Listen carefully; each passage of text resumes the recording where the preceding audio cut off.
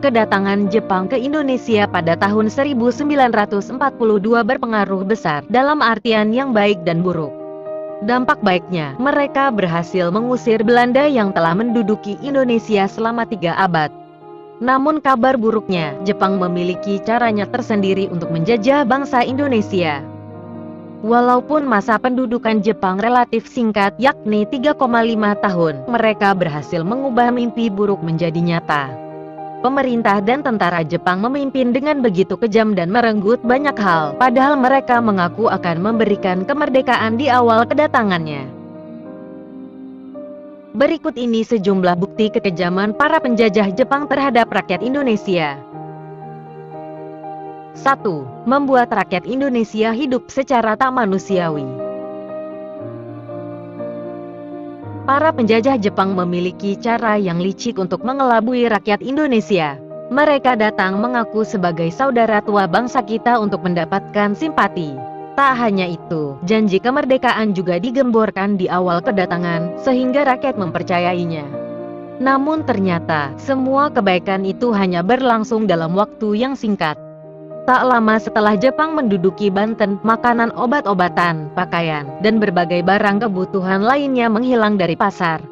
Akibatnya, rakyat pun sangat menderita. Mereka terpaksa makan seadanya dan mengenakan karung goni sebagai alat penutup tubuh. Belum lagi jika sakit tak ada obat yang bisa diakses, sehingga rakyat menggunakan tumbuh-tumbuhan herbal seadanya.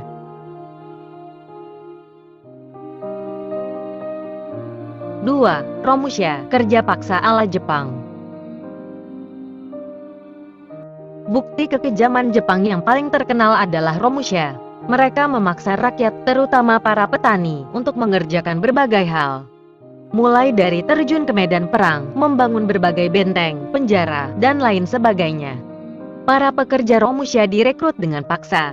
Setiap kepala daerah harus menyetorkan data laki-laki usia produktif. Setelah itu mereka akan dipanggil untuk menjadi Romusha. Saat panggilan datang, keluarga harus merelakan mereka, karena seringkali para pekerja tersebut tidak kembali lagi ke rumahnya. Setelah menjadi Romusha, mereka akan diberi pakaian, seragam, berupa karung goni yang berkutu. Setiap hari para pekerja paksa itu harus melakukan tugas yang berat tanpa istirahat dan makanan yang cukup. Tubuh mereka pun kurus dan lemah, namun tetap harus bekerja dengan berat. Para tentara Jepang pun mengawasinya setiap waktu.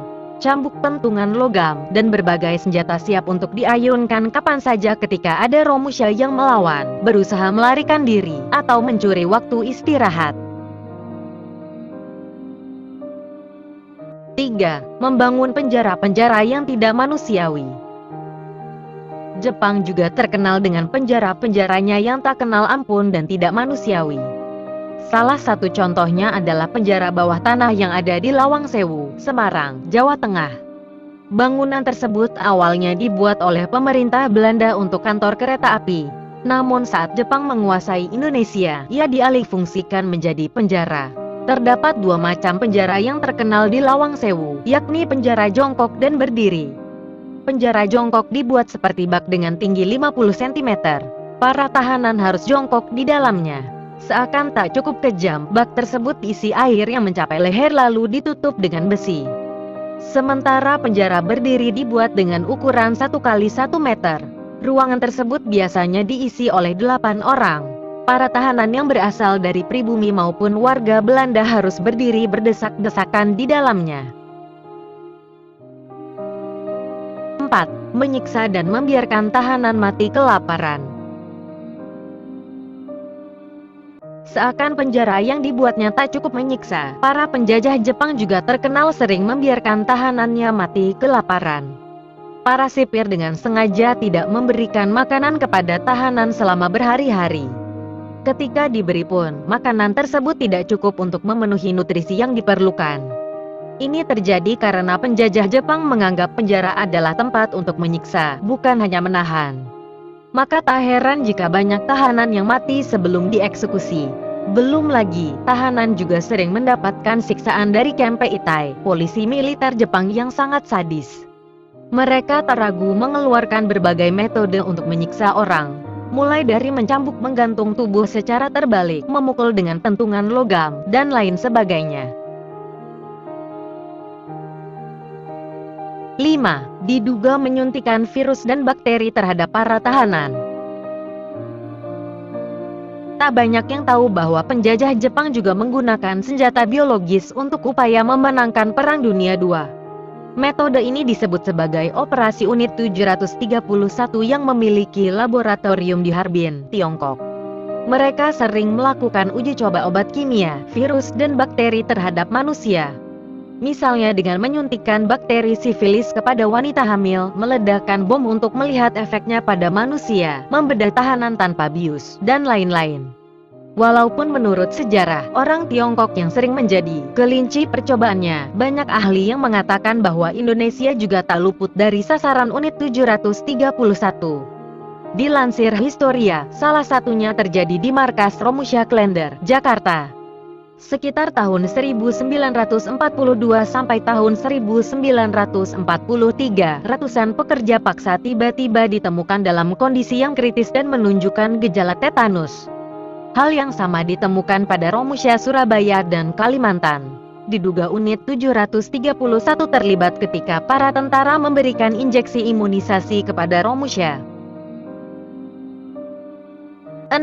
Tragedi Mandor berdarah, pembantaian massal Jepang di Kalimantan.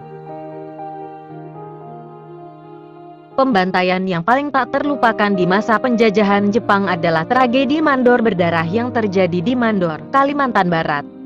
Peristiwa ini terjadi pada tanggal 28 Juni tahun 1944. Diawali dengan rasa benci rakyat yang memuncak terhadap Jepang, muncullah sebuah kelompok antifasisme.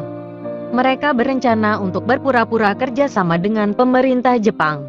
Kelompok tersebut terdiri dari generasi unggulan Kalimantan, mulai dari cendekiawan, politisi, tokoh agama, dan lain sebagainya. Jepang pun mengakomodasinya dengan membentuk Nishinkai, organisasi politik yang bertujuan untuk mendukungnya. Namun tokoh di dalamnya diam-diam memata-matai pergerakan Jepang untuk melakukan serangan balik. Sayangnya, gerakan bawah tanah mereka ketahuan. Semua tokoh Nishinkai, keluarga kerabat, dan siapapun yang terlibat di dalamnya dicinduk. Dengan mata tertutup dan tangan terikat, mereka dibawa ke tempat tersembunyi dan dibunuh dengan cara dipenggal atau ditembak mati. Tercatat korban peristiwa ini mencapai ribuan orang yang terdiri atas generasi unggulan Kalimantan Barat. 7. Menjadikan para perempuan sebagai budak seks atau Jugun Ianfu. Terakhir yang sering terlupakan adalah Jepang menciptakan Jugun Ianfu. Ini merupakan istilah yang diberikan untuk memanggil para perempuan yang dijadikan budak pelacuran paksa untuk tentara Jepang. Korbannya mayoritas berasal dari Korea, Malaysia, Tiongkok, dan tak terkecuali Indonesia. Perempuan-perempuan itu dijemput paksa dari keluarganya dan ditempatkan dalam sebuah rumah yang disebut sebagai rumah bordil.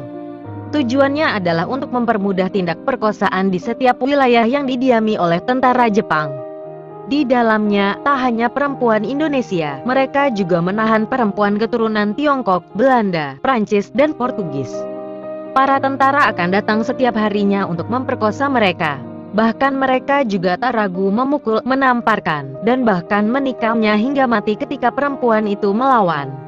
Suntik kontrasepsi yang tidak dilakukan secara steril juga sering dilakukan agar para Jugun Ianfu tidak hamil. Dilansir BBC, tak terbayangkan betapa buruknya perlakuan tentara Jepang terhadap Ianfu hingga mayoritas dari mereka mengalami kerusakan rahim. Pemerintah Jepang disebut-sebut telah meminta maaf akan kejadian dalam Perang Dunia II ini. Namun hal itu tentu tidak sebanding dengan luka fisik dan mental yang dibawa para penyintas Ianfu seumur hidupnya.